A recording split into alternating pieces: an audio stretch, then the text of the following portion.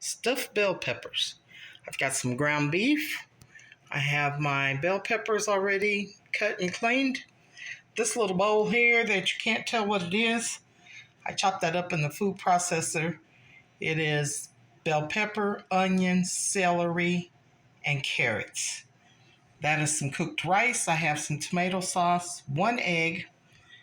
I have 1 package of Lipton soup mix.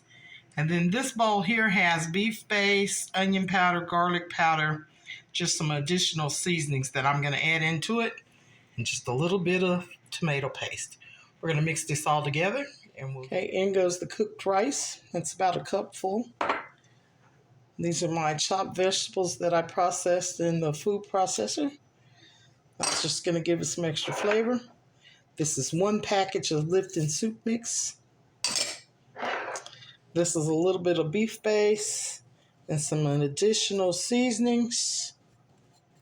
I'm going to put 1 egg just because I want to bind it with my rice. And I'm going to use about 1/3 of this can of tomato sauce. I want some flavor in my peppers, or we're going to use the rest of that to make a sauce for the top.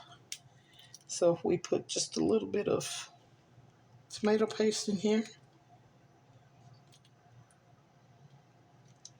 that's going to give us a better tomato flavor.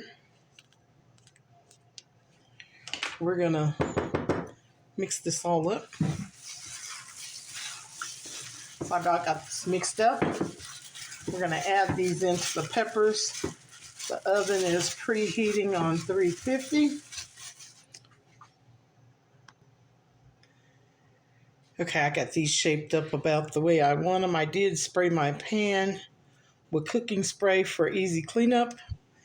And I'm going to load these in the oven, and I'll let you know how long they take to cook. So while our peppers are cooking, we're going to cook down this sauce that I'm going to top them with. I have put the tomato sauce in a pot, rinsed the can with a little bit of water. I've got about 1 teaspoon of beef base I'm going to put in there. I've got 1 piece or stalk of celery that I broke in half, and I'm going to throw that in there. I'm going to let it simmer so I can have that celery flavor. And then anytime you have tomato paste or sauce, you've got to have sugar. So I'm going to add a little bit of sugar in there. We're going to let that simmer down just so our celery can wake up the flavor in there. And that's going to be our sauce to go on top.